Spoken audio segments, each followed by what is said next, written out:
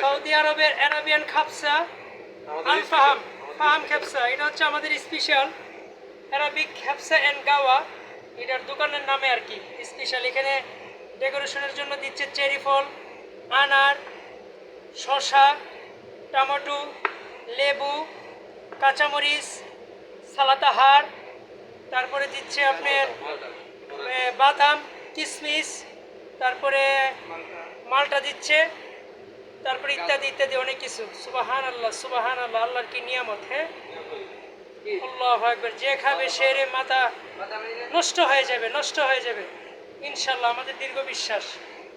এই রেসিপিটা যে খাবে, আর এটা ডেকোরেশন করছে অত্র প্রতিষ্ঠানের যিনি এমডি ইসমাইল আকবর, উনি এটা ডেকোরেশন করছে আজকে। সুবহানাল্লাহ, আল্লাহ ওনার দীর্ঘ নেক হায়াত দান করুক, ওনার পরিবারকে বিপদ আপদ থেকে রক্ষা করুক।